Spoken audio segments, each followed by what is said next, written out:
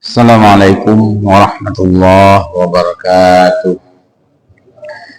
Alhamdulillah wahdah. Allahumma salli wa sallim ala rasulillah wa ala alihi wa ashabihi wa mawalah.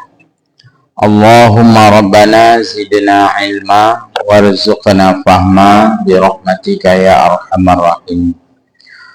Tunggu-tunggu gure-gure Bandung, jamaah salat maghrib majelis pengajian Masjid Jami yang mulia, selalu kita memuji Allah Azza wa Jalla, menyampaikan selawat beriring salam pada Rasulullah Muhammad sallallahu alaihi wasallam. Kembali kita lanjut dalam pelajaran tafsir, referensi tafsir Khazainah pada halaman 94 jilid yang ketiga. A'udzu billahi minasyaitonir rajim. Bismillahirrahmanirrahim.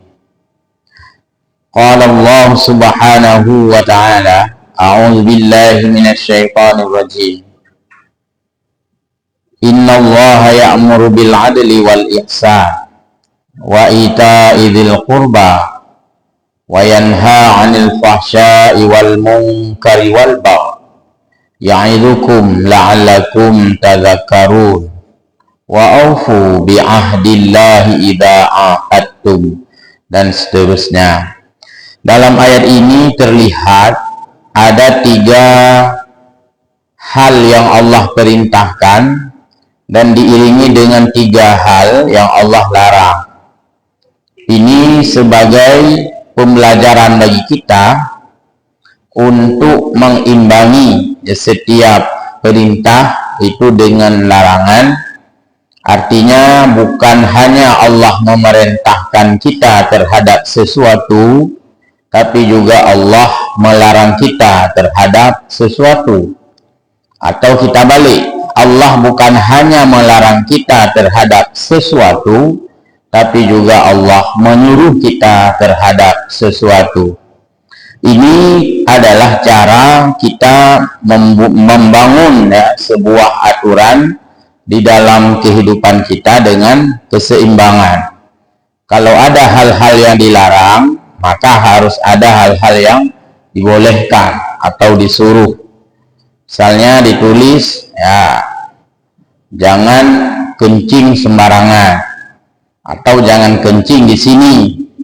Nanti orang lain akan tanya, yang bolehnya di mana? Yang benar jawaban, silakan kencing di WC sebelah kanan misalnya. Jadi jangan di sini nggak boleh kencing, sana nggak boleh kencing. Oh ya, nggak boleh kencing. Mau gitu. Jadi itu harus ada, setiap larangan ada pilihan lain.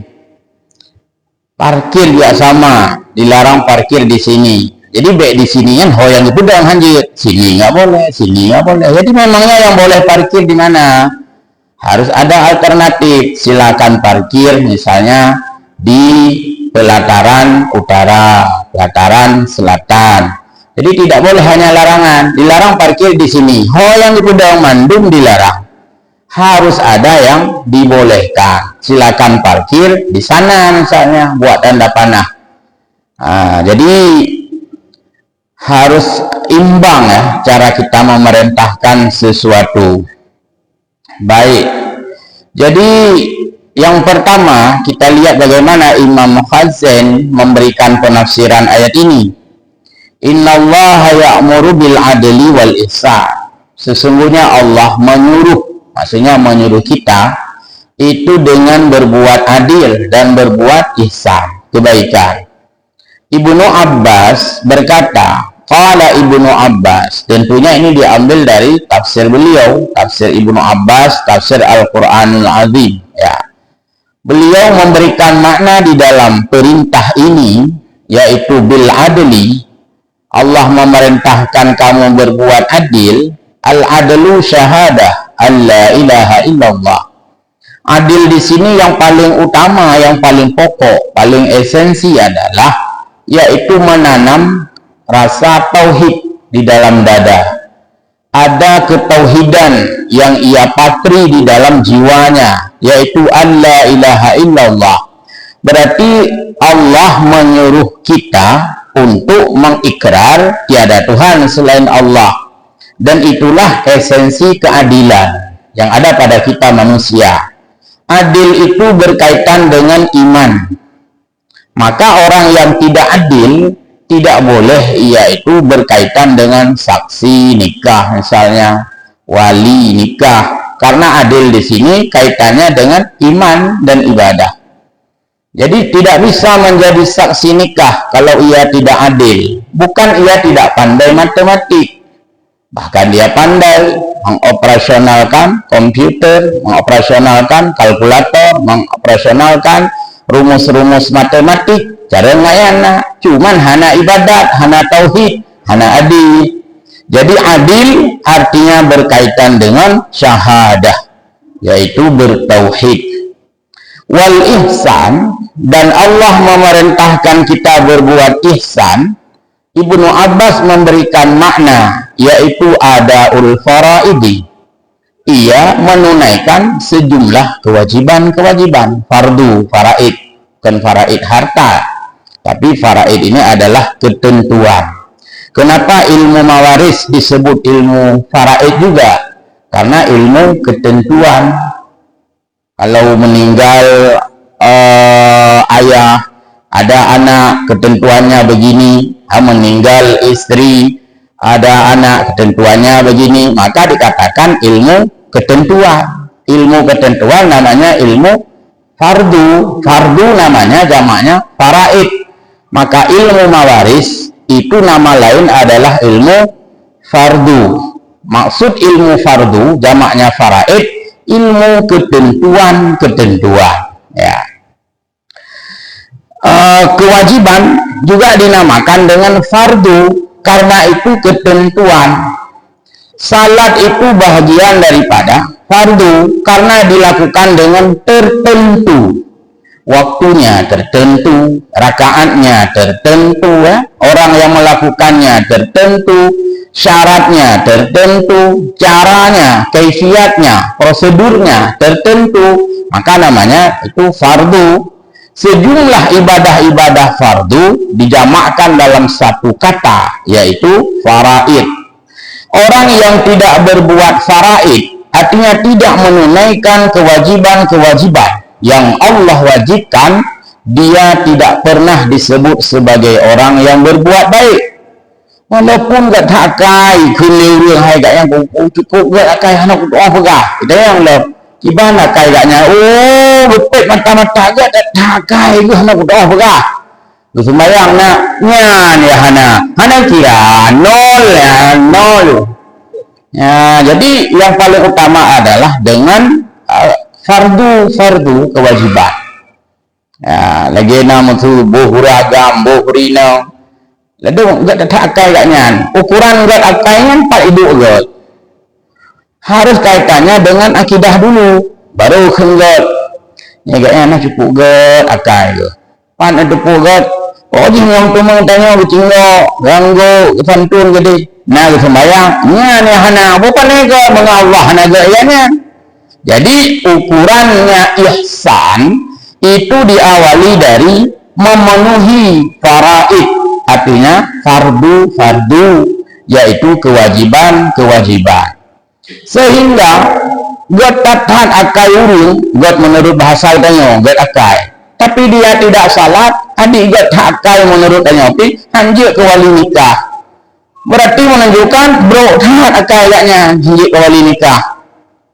Kan cukup gak rakai gaknya, cik kena bergahaban gaknya, lumpuan, halu, lembut, gede. Cuman sembayang, hana hanjir wali nikah. Karena apa kan? Hana gak rakai Allah Ta'ala.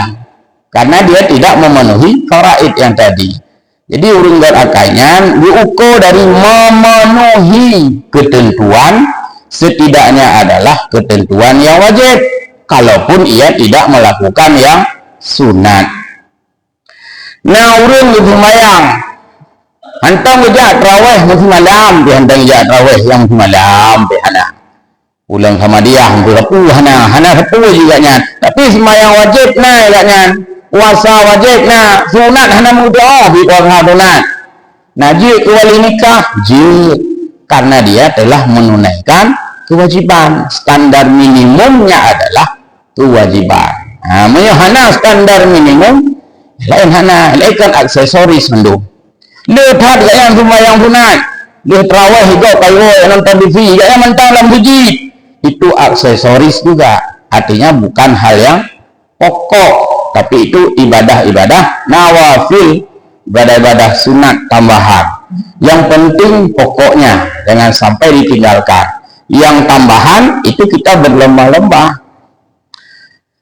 Ada hadis Nabi, "Idza amartukum", apabila kamu diperintahkan maka beramallah, waf'alu ma syi'tum, lakukanlah sesuai kemampuanmu. Kalimat sesuai kemampuanmu itu semuanya diletakkan pada ibadah sunat. Oleh Nabi terhadap yang diperintah oleh Allah, ubudlah ibadah mastata'tum, sejauh kesanggupanmu. Di mana kalimat itu? Di ibadah sunat, bukan di ibadah wajib. Karena ibadah wajib, hai isya itu 2 rakaat lagi isya, hai lu menurut kemampuan, ya hai tamang rumahnya hina. Pada tamang kemampuan, ba ibadah sunat. Hai gay merayu lai masjid pak mapopoi meratip. Hai pak ini tu ni dah nak buat hatwa lagi. Alah tu waktu tu kemampuannya ke lebih maknya laju teruk semua. Berarti sesuai kemampuan. Enggak mengapa, karena itu bukan kewajiban, tapi ibadah sunat. Maka disinilah kadang-kadang ya dimaklumi sajalah. Nah urung sembahyang tarawihnya waiwo dimaklumi saja sesuai dengan kesanggupannya. Ya masih dianggap itu kebaikan juga. Tapi kon melomba-lomba ni bak ibadah, melomba-lomba lu bak ibadah. Kadangnya laba peng tamong, peng tamong kan hana urung minta yang ni pasti minta yang lu. Mam ya fahala tamong kan minta yang lu.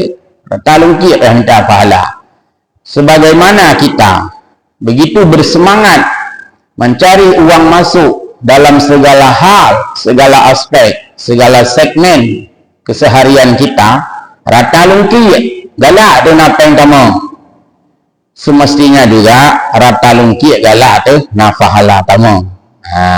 Bila fahala tamong? Kenapa kan? Ya tu takut lu itu biak ngai tamong. Nyai hayu tu. Sembahyang 5 waktu dan pokok. Nama ibadah pokok sama dengan fahala pokok. Menyisilah peng gaji pokok. Manfaat urut yang saya udik dengan gaji pokok. Hana. Kamu pun gak jadi pegawai. Berapa gaji pokok? Saya saja belum sampai 6 juta. Sudah 24 tahun saya kerja jadi PNS, ASN. Belum sampai 6 juta gaji pokok. Mana mungkin kita hidup untuk zaman sekarang ini? Maka ketika orang-orang tidak mencukupi, tidak tercover kebutuhannya karena semakin banyak, maka orang kan harus punya keterampilan, punya skill yang lain. Banyak ibu-ibu guru itu di sekolah karena nggak cukup gaji pokok, ngemek angsuran aja. Hai pun ngemek angsuran lebih panen sih gaji pokok juga. Nah, jadi kalau kita yakin dan akui merasakan tidak cukup hidup, biaya hidup tidak cukup dengan gaji pokok, maka lebih bagus juga kita merasakan kita tidak cukup hanya dengan pahala pokok. Pahala sunnah. Hai kalau ini sembahyang 5 waktu benar, yang pahala pokok ngepeng tamong lain kita minta pahala tamong terus. Jadi harus dicari pahala sunat. Maka ke depan tidak lama lagi kita sudah Ramadan lagi, itu peluang besar untuk mencari pahala tamong, konteng tamong, pahala tamong. Baik, kita lanjut lagi. Jadi itu makna tadi. Pertama makna adil dikaitkan dengan tauhid. Maka imamun adilun, imam yang adil itu imam yang bertauhid. Kan imam cari cara yang bagi-bagi dulu kan. kanimun carong bagi-bagi jakrung kan. Tapi imamun adilun, yaitu pemimpin yang adil, dia beribadah pada Allah Subhanahu wa taala dengan landasan ketauhidannya. Makanya imamun adilun, yang kan dalam hadis disebutkan hari kiamat akan dinaungi oleh Allah pada hari yang penuh dengan huru hara, huru kiamat. Yang dilindungi yang dipegang dalam hadis, sab'atun yudilluhumullahu, Allah melindungi 7 kelompok pada hari kiamat, di mana pada hari itu nggak ada perlindungan kalau bukan perlindungan Allah. Salah satunya imamun adilun, pemimpin yang adil. Apa makna adil di sini? Sama seperti saksi yang adil, wali yang adil, kan carang ulok pen, kan carang bagi pen, tapi dia berkomitmen dengan ketauhidan pada Allah Azza wa Jalla. Wal ihsan, makna lain daripada ihsan adalah, dan ini sudah sering kita dengar dalam hadis, secara umum kata Ibnu Abbas, ihsan adalah berbuat kewajiban. Dalam hal yang lain, wal ihsanu an ta'budallaha ka'annaka tarahu, bahwa kamu beribadah menyembah Allah itu seolah-olah kamu melihat Allah. Bukan benar-benar kita melihat Allah, karena kita tidak bisa melihat Allah, karena Allah maha gaib, dan mata kita ini adalah mata yang penuh dengan keterbatasan, limited. Mata kita ini punya limit, nggak bisa melihat. Jangankan melihat yang gaib, melihat yang jauh saja tidak bisa, padahal yang jauh itu bukan gaib. Ketika kita berdiri di pinggir laut, padahal tertipu bersih, bak bineh laut kan hidih kanang grogok, lihat peta, di sana pasti negara orang. Tapi karena mata kita terbatas, hanya bisa kita melihat sejauh radius beberapa kilometer. Yang lain kan baru hanya punah mata itu. Padahal di balik itu sudah negara orang. Karena mata kita terbatas, tidak bisa melihat. Padahal itu bukan gaib. Apalagi Allah yang maha gaib, maka kita tidak bisa melihat dengan mata ini. Tapi kita disuruh perintah beribadah seolah-olah melihat Allah, seolah-olah. Maksudnya di sini apa? Muraqabah. Kita merasakan Allah itu mengawasi.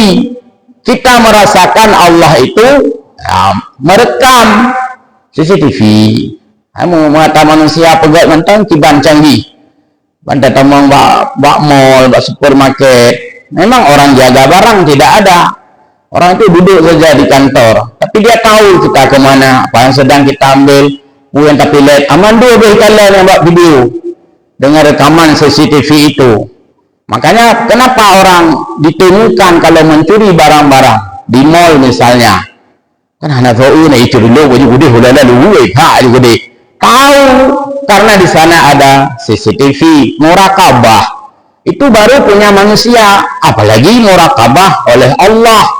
Jadi anak lihangan cermah Syekh Jul anak lihangan pun tidak lepas angin.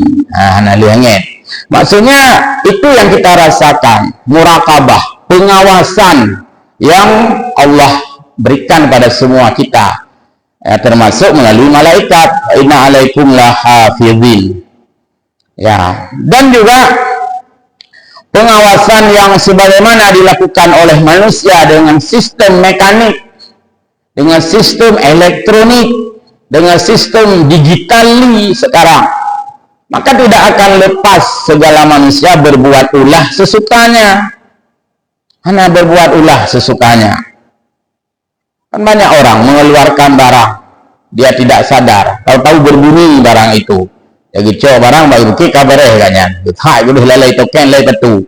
Banyak tadi tu bit tet info. Baru begak ke mana? Hai tu begak mana?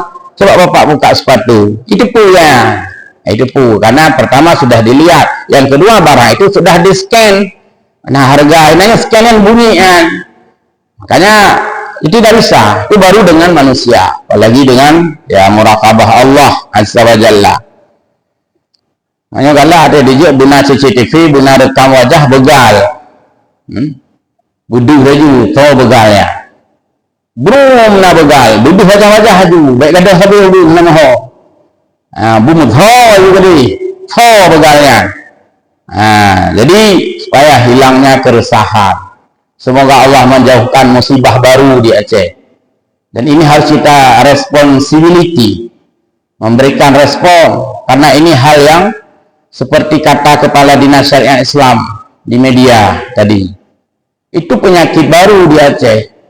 Nampaknya orang-orang Aceh tidak mungkin ya sejahat itu membuat komplotan-komplotan begal.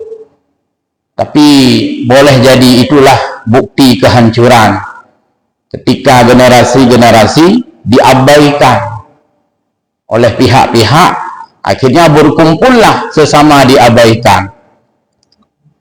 Aceh begah, ada begah.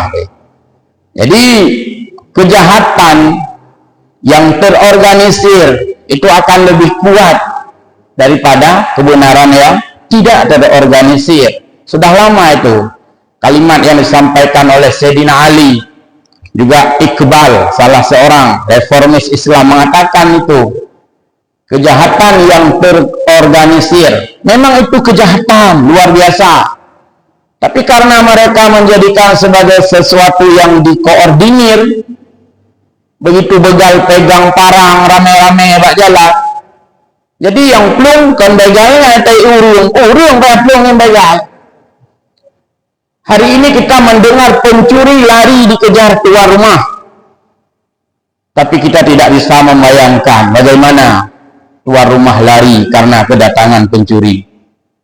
Ini pencuri kayak semikir nak nggak ada hubungan ni, tapi boleh jadi urung pa rumah China pencuri kata apa?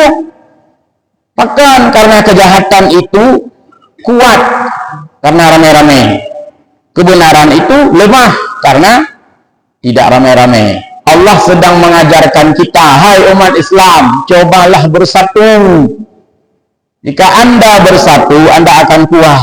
Tapi jika Anda tidak pernah bersatu, sehebat apapun ilmumu, berapapun sekolahmu, kitab apapun alimmu, kamu tetap hancur. Karena kamu tidak pernah bisa menggalang kekuatan. No power. Tidak ada kekuatan yang tidak bisa mengalahkan kejahatan. Pencuri ramai-ramai, rumpah rumah hana ramai-ramai, lalu rumpah rumah. Urung jabat jalan ramai-ramai, begal cari akal, hidang lembut atau tengah malam. Bukankah ini sangat meresahkan pengguna jalan? Mereka mangat gede, dah budah elok semuanya, dah jawaban Aceh, pasti peluh malam. Tujuan tanya mangat truk subuh gede. Nyaman dia tak ada. Ini orang dia jalan kan? Ayo dia letak tempat-tempat. Nah, ini bala atau musibah baru di Aceh. Semoga kita memperbanyak doa, Allah melindungilah ya wilayah kita Aceh ini dari berbagai unsur dan anasir kejahatan. Unsurnya bahasa Arab. Unsur. Jamaknya anasir. Anasir ya. Habis kata nah cudut ya. Fal adlu, adil huwal musawatu fi al mukafaah, in khairan fa khairu wa in syarran fa syarru. Adil itu juga bisa bermakna sesuai hasil yang kita lakukan dengan apa yang kita lakukan. In khairan, jika kita berbuat baik, maka hasilnya fa khairun, baik.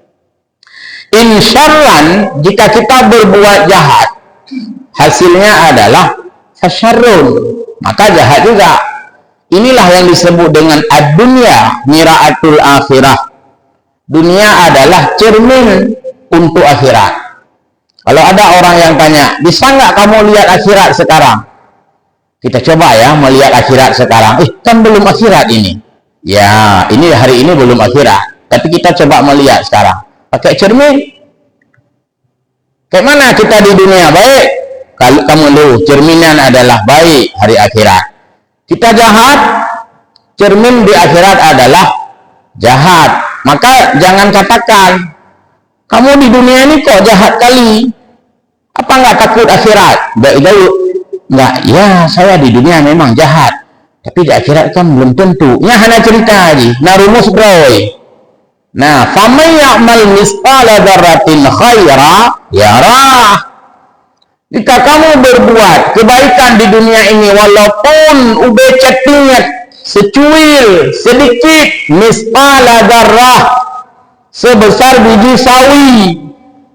Biji-biji yang paling kecil kan ya biji sawi lah. Ya, sebesar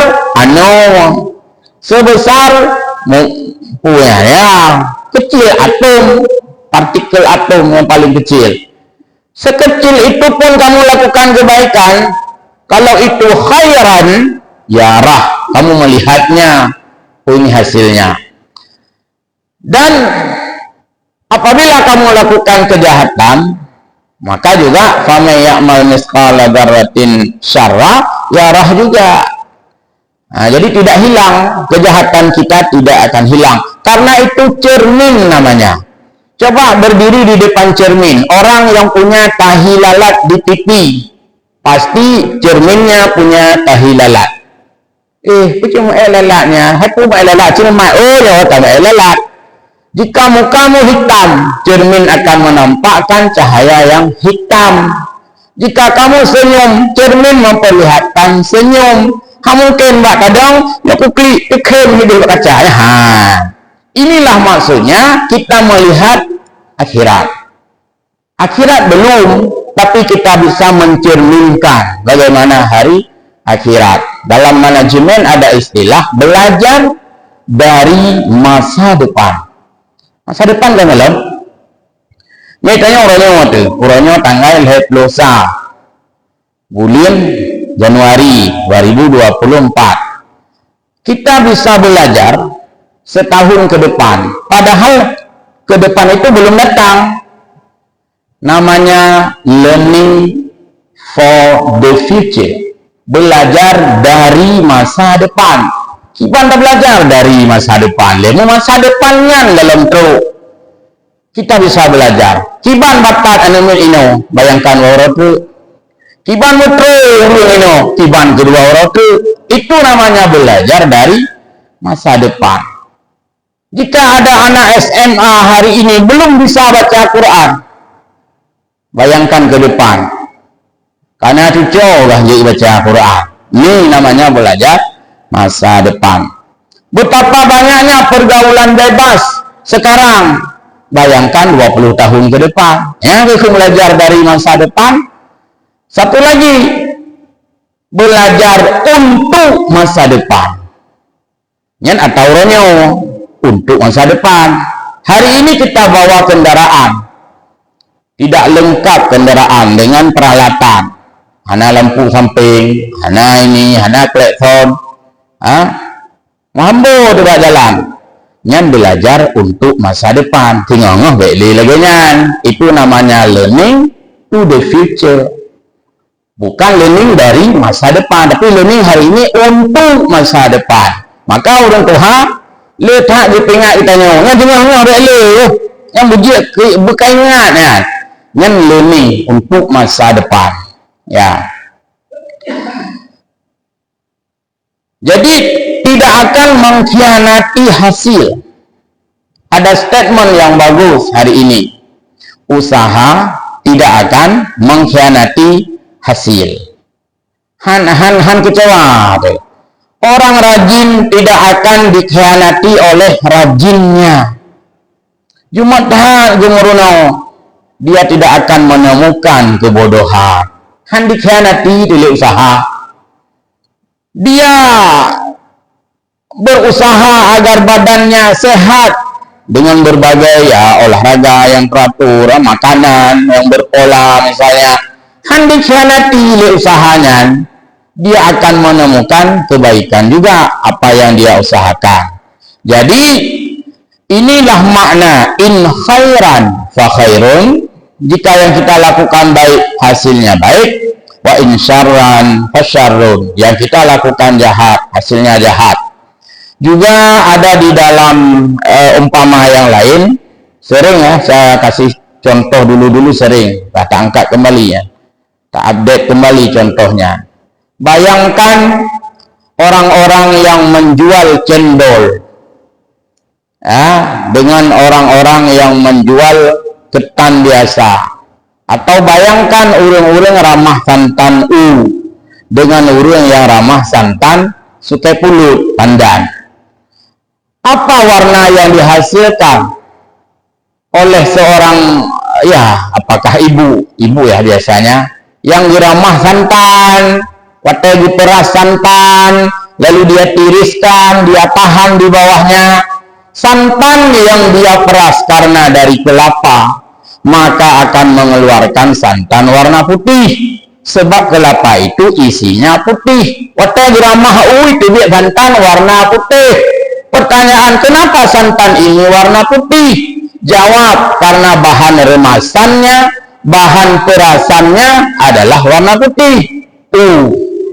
Orang-orang yang menjual cendol sering melihat dan merasakan membuat santan warna hijau. Kenapa santannya warna hijau? Karena yang diramahkan ramah yayan. Sukai pulut, daun pandan, ya kan daun pandan ramah. Jadi mereka santan hijau. Jadi kalau putih kita peras, airnya akan putih. Kalau baik kita lakukan di dunia, maka airnya nanti outputnya, hasilnya putih juga, baik juga. Kalau yang buruk, ya kedih buruk sih, namanya juga cermin, ya tidak akan mengenai sia-sia. Dan boleh dipraktek, insya Allah tidak akan tertukar. Waktu ramah itu biak santan sukai pulut. Ramah sukai pulut juga itu biak santan warna putih, karena sesuai dengan yang diperasnya itu. Sudah. Waqila al-adlu al-insaf wala insafu a'dami wala insafu a'damun minal i'tiraf lil mun'ami bi in'amihi. Keadilan juga orang-orang itu merasakan, menginsafi, menyadari akan nikmat Allah, dan tidak ada kesadaran yang paling besar selain kita merasakan nikmat yang Allah berikan. Ini luar biasa kesadaran dayo. Mahace tathero tu yang berarti kesadaran yang luar biasa.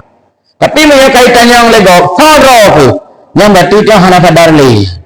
Cici pegah faro tu. Kena ya harus ngombo berarti hanali kesadaran. Maka kaitannya mereka kaitannya yang lego faro tu cici pegah faro yang berarti jangan hanali kesadaran. Jadi orang yang paling besar kesadarannya adalah orang yang dia sadar bahwa dirinya diberikan nikmat oleh Allah. Ya, hai. Maka dalam kitab Hikam Ibnu Athaillah As-Sakandari atau Al-Iskandari, itu ada dua sebutan untuk beliau. Kadang disebut Athaillah As-Sakandari, kadang dibaca Athaillah Al-Iskandari karena dari Iskandariyah.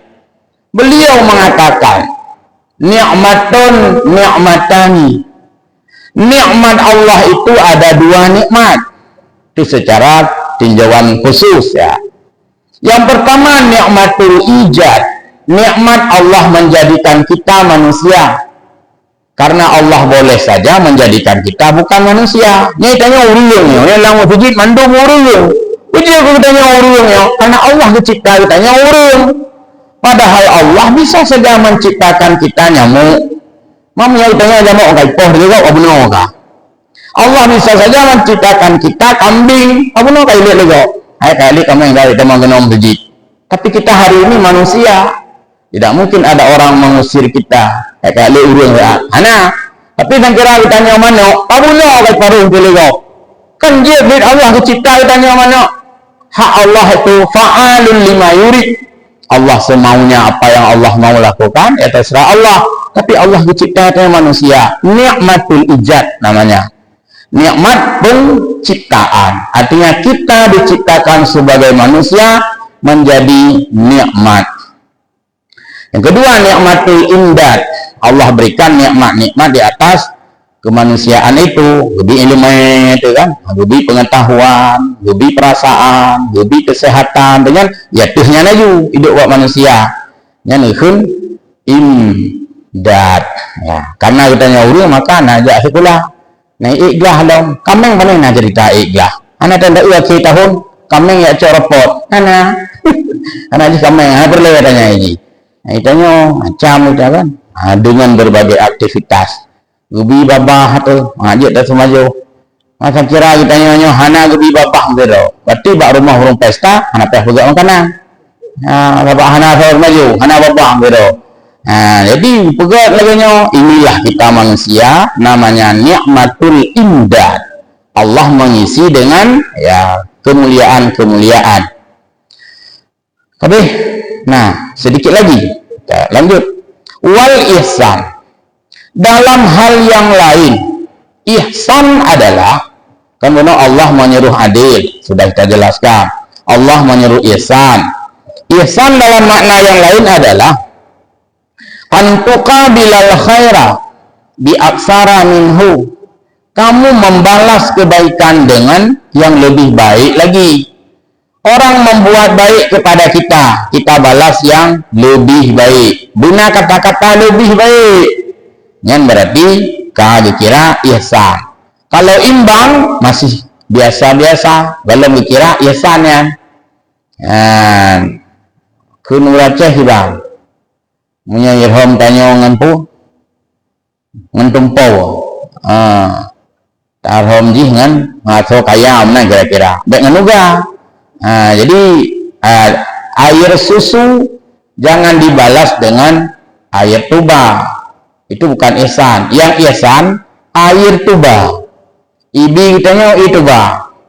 Hanya kena kerja. Ku iya kabi gelo ngayo. Itu ba. Tuku kabi itu ba. Amate negeri. Tu lemalah. Iya ta susu dejo. Ya, susu dejo ini. Ijo utanya tuba itu ihsan. Nampak minta urang laganya. Susah kan? Jadi ihsan itu mahal. Ihsan itu mahal karena berbuat baik di atas standar. Dan berbuat baik itu di atas yang dituntut. Excellent. Di atas yang standarnya. Jadi ingat ihsan. Menyuruh itu nak udahnya tapi nak aja imbang. Tapi menyuruh itu nak udahnya dalam doa tadi. Ham tua. Pakai doa wong dah rezeki tu. Baik ada banyak carut-carut lu. Ingat ihsan. Itu bagus. Tapi itu mahal. Karena mahal maka ni urang pubut. Karena ni urang pubut maka mahal. Mahal adanya. Karena rumus kitanya kan beda. Rumus kitanya yang lu kan mengancam. Oh ngalu mau pantang juga kapre bu. Mekam. Ya itu yang nak. Ni rumusnya ya. Maka ihsan cukup ditanya. Nyom jih pegak khauri hang puja. Pergi hang aja. Ane aku pegak khauri lo kana jih pitai ja. Untuk balah kalinya. Hana ihsan ditanya. Dapatnya bu mau balah-balah do bandu. Maka ada nak pakat je ia kopi kop tak ulai thaw nabi kopi tanya. Baru dah dia pakat. Ojih nabi kopi gelo orangnya. Aku nak pakat je kopi je juga balah be ana mangat. Ni kan ihsan. Ya kun ihsan walaupun hantar di kopi tanya karena tanya bulan tengah napes ayo berasa gitu ihsan tapi itu mahal ya pokoknya ihsan. Maka Al-Quran menyebutkan innallaha yuhibbul muhsinin. Sesungguhnya Allah mencintai orang yang ihsan. Bahkan hanya dipegang standar innallaha yuhibbut tayyibin. Kan? Sesungguhnya Allah mencintai orang baik. Hanya biasa. Muhsinin. Di atas daripada standar. Ya. Wasyaru bi an ta'fuwa anhu. Kalaulah yang dia lakukan kejahatan, baru dinamakan ihsan jika kita sanggup memaafkannya. Demikian gurungku, mudah-mudahan manfaat faedah kita bersama dan mohon maaf. Amin ya rabbal alamin. Wallahul muwaffiq ila aqwamit thariq. Wassalamualaikum warahmatullahi wabarakatuh.